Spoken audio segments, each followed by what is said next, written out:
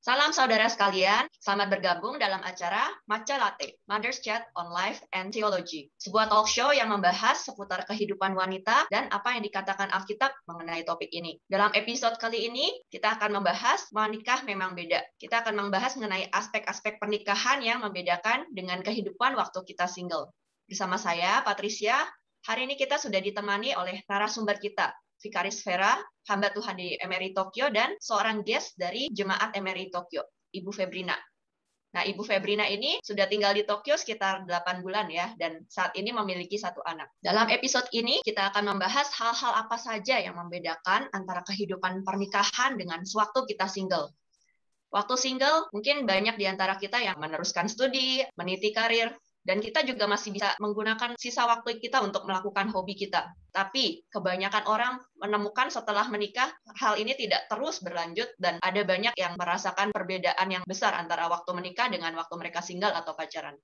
Nah, hal-hal apa aja yang membuat beda antara waktu single dan menikah? Kita akan berbincang-bincang tentang hal ini lebih lanjut lagi. Pertama-tama kita mau mengenal lebih lanjut ini tentang Ibu Febri. Boleh diceritakan bagaimana kehidupan Bu Febri saat ini di Jepang?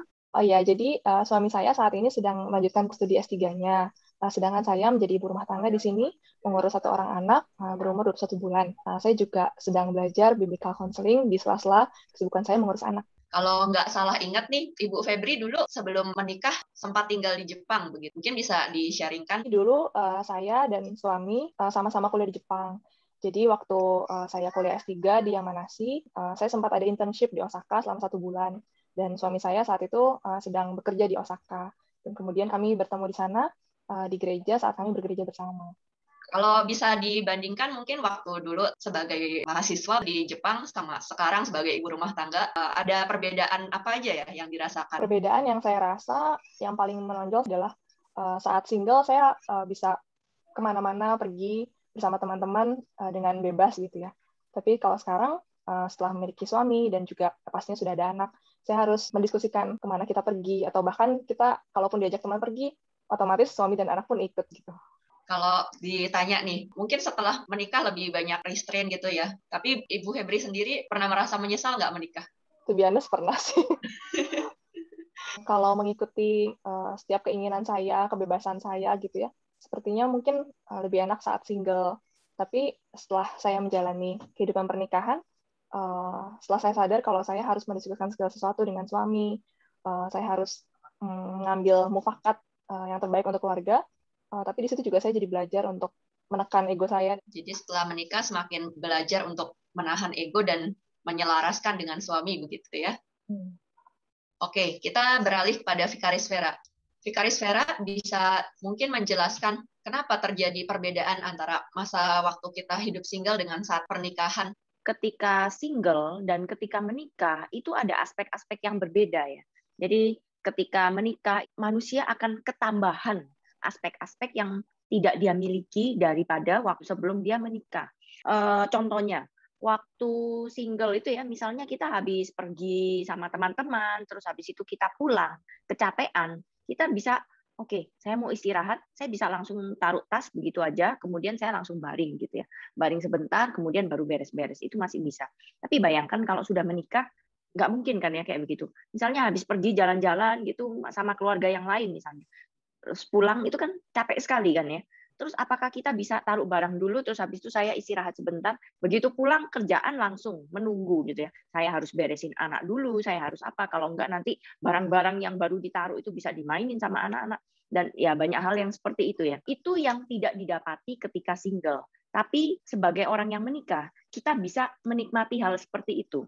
Nah, kenapa saya bilang kita bisa menikmati hal seperti itu? Itu berarti Tuhan sedang memperkaya aspek-aspek dalam hidup kita. Jadi ketika single, yang biasanya dia pikirkan itu hanya diri saya sendiri. Saya mau makan, saya mau apa, itu yang saya pikirkan. Tapi sebagai orang yang sudah menikah, saya mau makan, oh iya, ini jamnya anak saya juga harus makan. Sebagai orang yang menikah, saya nggak lapar deh, saya nggak mau makan. Tapi ini jamnya makan, berarti anak saya harus makan, begitu ya. Jadi ketika single, yang bisa kita pikirkan, yang bisa saya pikirkan, itu hanyalah saya sendiri dengan aspek-aspek yang sangat minim itu. Tetapi ketika kita sudah menikah, kita lebih kaya, dan kita bisa memikirkan orang lain, kita bisa memikirkan pasangan kita, bisa memikirkan keluarga kita lebih lagi. Itu bedanya ya, orang single dengan orang menikah. Ada aspek-aspek dari orang menikah yang tidak dimiliki oleh orang yang masih single. Oke, tadi Vikaris Vera berkata kalau menikah itu banyak aspek yang memperkaya hidup kita. Tapi mungkin banyak wanita yang merasa kalau setelah menikah justru keadaan mereka malah lebih menderita atau lebih menyedihkan begitu. Kita lihat dari survei yang kita adakan mengenai keadaan pernikahan, 30% menjawab setelah menikah merasa tidak bebas, dan 40% mengatakan merasa bahwa waktu untuk diri sendiri semakin berkurang. Jadi kalau dibilang diperkaya atau lebih mendapat berkat, sebenarnya apa bukan lebih terasa terikat kepada kontrak yang mencekik begitu? Kalau merasa terikat kontrak yang mencekik gitu ya, udah gitu mending ya kalau kontrak itu biasa ada jangka waktunya. Ini nggak ada jangka waktunya ya, kontraknya seumur hidup. Nah itu biasanya kita melihat pernikahan seperti itu karena kita tidak menyadari wanita itu kalau menjadi ibu-ibu itu sebenarnya lebih kaya hidupnya, sebenarnya lebih limpah ya, dan lebih tanggap, lebih terampil ya. Contohnya ya, waktu saya masih baru menikah dulu, kami mengadakan perjamuan makan. Nah, beberapa tamu datang, saya bikin pempek, terus waktu di penghujung acara itu, terus suami saya ngingetin, loh, itu pempek masih banyak, nggak disuruh itu ya, tamu-tamu untuk bawa pulang ya. Nah, baru saya bergerak. Alhasil karena setelah tamu-tamu sudah siap-siap mau pulang, saya baru nyiapin wadah supaya tamu-tamu bawa pulang pempeknya. Alhasil tamu-tamu itu semuanya antri di depannya pintu keluar, menunggu saya menyiapkan pempek itu per wadah per wadah. Udah gitu gerakannya lambat lagi, lama, masih mikir, oh ya habis ini apa ya, harus apa gitu ya. Nah, saya ingat kalau ibu-ibu yang sudah lama menikah itu tanggap dan terampil sekali gitu loh. Pokok udah di penghujung acara, mereka langsung pergi ke dapur, langsung siapin wadah, langsung habis itu semuanya udah dibungkusin supaya tamu-tamu bisa bawa pulang. Wah, ibu-ibu itu tanggap sekali gitu loh, terampil. Beda sekali dengan wanita yang masih baru menikah atau wanita yang masih single. Kenapa seperti itu? Karena yang dipikirkan hanya diri sendiri. Kenikmatan diri sendiri yang dipikirkan, tidak memikirkan kenyamanan orang lain. Nah, itu ya. Terus pernah juga, ini juga waktu baru menikah, saya ingat saya mau makan mie waktu itu, ada bakmi yang saya suka, terus saya bilang ke suami saya pengen sekali makan bakmi ini. Oh ya sudah, beli gitu ya. Saudara-saudara tahu yang saya beli itu 1 porsi, terus saya makan sampai habis, saya makan sendiri. Terus waktu suami saya keluar, loh mana bakmi yang kamu ceritakan itu? Sudah habis, emang kamu mau ya? Itu ya, itu kalau jiwa single itu seperti itu gitu, yang dipikirkan diri sendiri. Nah, beda ya kalau wanita yang sudah menikah itu langsung ingat gitu. Oh, saya pengen bakmi ini, saya tahu enaknya bakmi ini karena itu saya ingin ceritakan ke suami saya ingin bagikan keenakan dari bakmi ini kepada suami dan anak-anak saya juga gitu ya. Nah, itu kan hidup seperti itu limpah gitu, menjadi berkat buat pasangan, menjadi berkat buat anak-anak kita juga gitu ya. Jadi hidup yang limpah itu bukan cuma mikirin diri sendiri, tapi hidup yang bisa dibagikan kepada suami, pada anak-anak, bahkan pada orang-orang di luar keluarga kita begitu ya, Vikaris Vera ya. Berarti memang menikah itu beda sekali ya dengan waktu kita single, dan bahkan mungkin ada hal-hal yang kita nggak expect waktu pas kita masih single tuh, kita baru taunya setelah kita menikah begitu ya. Iya, karena itu kita juga nggak boleh merendahkan orang yang masih single, terlihat sepertinya lebih egois, kita juga nggak bisa terlalu menuntut, karena memang belum ada gitu. Aspek-aspek itu belum ada dalam diri orang single.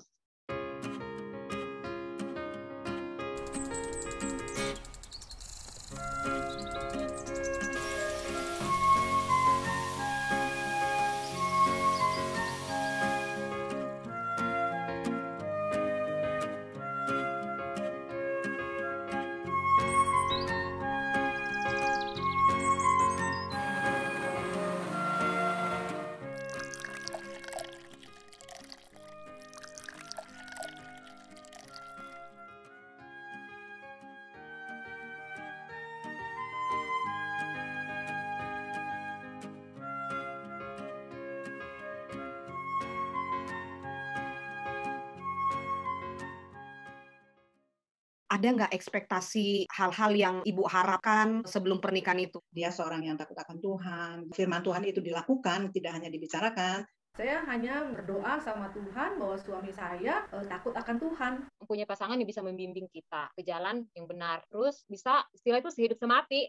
Kalau boleh dibilang saya nggak punya ekspektasi apapun. Saya akan bertindak sebagai ibu rumah tangga yang baik, punya waktu keluarga bersama, mengasihi saya, menerima saya dengan segala kekurangan. Ekspektasinya waktu masuk dalam pernikahan itu apakah sudah tercapai yang seperti Ibu pikirkan sebelum menikah? Untuk saat ini saya benar-benar bersyukuri untuk apa yang Tuhan berikan kepada kami. Saya terus harus berharap kepada Tuhan bahwa kami boleh menjadi contoh bagi anak-anak kami. Enggak. Ya itu mungkin yang Ibu bilang kayak mandi air susu ya sebelum menikah. Setelah itu mandi air mata. Tapi terus saya berdoa tuh untuk anak-anak saya, anak pertama terutama laki-laki ya. Saya minta Tuhan pakai dia. Ternyata ketika memasuki kehidupan pernikahan rumah tangga itu tetap ada ombak-ombak kecil. Oh, terima kasih Tuhan berikan kami rumah tangga yang bisa saling memberi, bisa menerima kekurangan masing-masing,